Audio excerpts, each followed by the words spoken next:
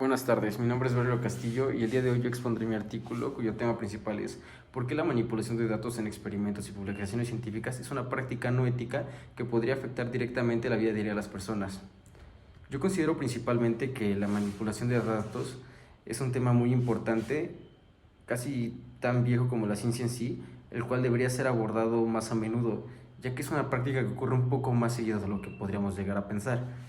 Si bien en este artículo se me hizo importante resaltar puntos como por qué la manipulación de datos plantea preocupaciones éticas y puede socavar la confianza de la sociedad en la comunidad científica, además de examinar diversas formas en que los datos pueden ser manipulados y comprender mejor este fenómeno mediante la examinación de motivaciones detrás de las personas e instituciones que realizan esta práctica, de tal manera que podríamos evitar este tipo de fraude más adelante.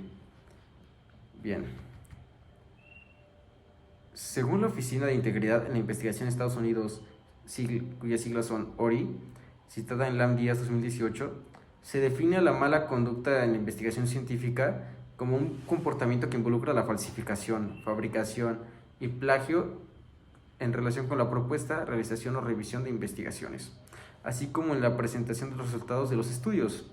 Es importante destacar que no se considera mala conducta científica el error honesto o las diferencias de opinión legítimas entre los investigadores. Si bien la manipulación de datos entra principalmente en el fraude científico, pero dentro de la comunidad científica este tipo de fraude se le denomina de una mejor manera como mala conducta en la investigación científica. Y bueno, los principales objetivos de esta investigación son concientizar, promover transparencia dentro de la comunidad científica y las personas que se dedican a publicar avances nuevos, tecnológicos y científicos. Si bien es importante esto con el fin de evitar desastres, como en mi artículo que hablo sobre casos como Purdue Pharma o el hombre de Piltdown, las cuales son muy interesantes historias que llevaron a una sociedad a la confusión y en unos casos inclusive a la muerte de varias personas.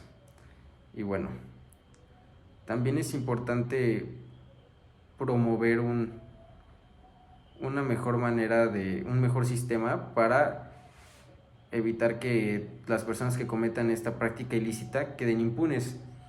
Y finalmente nosotros como sociedad pues presionar a la comunidad científica para que no se den más este tipo de prácticas. Ahora, los temas que yo he decidido abordar principalmente son los factores y motivaciones que impulsan la manipulación de datos en la investigación científica, ya que, como dice Banks citado en Longwood University, sin fecha, la presión de publicar alienta a las personas a hacer cosas que no deberían hacer. ¿Esto qué nos quiere decir? Que no podemos culpar al individuo directamente, ya que es el mismo sistema el que crea este tipo de prácticas que obligan a la persona a querer tener más prestigio, más reconocimiento, más dinero, inclusive por presión de la misma institución, con el fin de que saquen un mejor artículo, o inclusive empresas privadas por conflictos de intereses terminan cediendo dinero para que hablen bien de un producto. Otro tema que yo decidí abordar fue la naturaleza antiética y consecuencias en caso de manipulación de datos.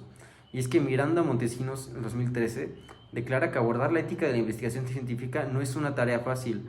Por esta razón, los estudiosos de esta disciplina consideran que un primer paso crucial implica desarrollar códigos de ética específicos para la investigación científica y establecer comités de éticas integrados por expertos en el campo, ya que es bien sabido que la manipulación de datos rara vez tiene una consecuencia legal o inclusive académica y simplemente quedan impunes, y en algunos casos no son ni siquiera encontrados la manipulación de datos en artículos que han sido fraudulentos. Y bueno, finalmente el último tema que abordé fue el impacto de la manipulación en los datos de confianza pública y la toma de decisiones basada en la evidencia, ya que Portafolio indica en su párrafo 5 en 2018 que el conocimiento científico debe promover el bienestar, progreso, contribución social y la resolución pacífica de los conflictos. Y ahora bien, este tipo de prácticas fraudulentas como lo es la manipulación de datos va en contra de todos esos valores. Y hay que recordar que las personas no olvidan y es más fácil perder su confianza que recuperarla. Por lo cual es muy importante no perder el sentido de responsabilidad que tienen los investigadores e instituciones con nosotros como sociedad en general.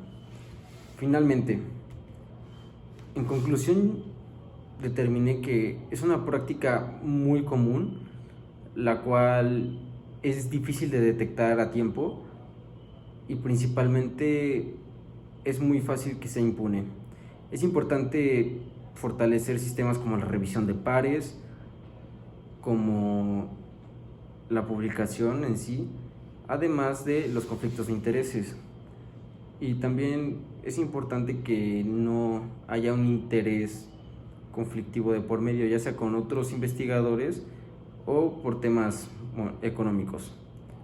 Ahora, también llegar a la conclusión de que no es correcto jugar con la confianza de las personas, ya que estas rara vez dudan de lo que la comunidad científica presenta y esto a la larga puede traer consecuencias muy graves, por lo cual es importante que nosotros busquemos hacer un cambio, presionar para que el sistema sea mejor, exigirle a nuestros investigadores e instituciones que nos brinden información de calidad, no manipulada y con avances que sean beneficiosos para todos. Eso sería todo. Yo podría inferir que una pregunta que se están haciendo ustedes es ¿por qué la manipulación de datos queda impune en la mayoría de los casos? Y bueno, esto se debe principalmente a que de entrada es muy complicado encontrar un artículo cuyos datos hayan sido manipulados. Ojo, eso no quiere decir que no existan muchos artículos manipulados. Sin embargo, los sistemas de revisión por pares suelen ser muy poco eficientes. Esto debido a que las personas que revisan usualmente son científicos que no son premiados con dinero.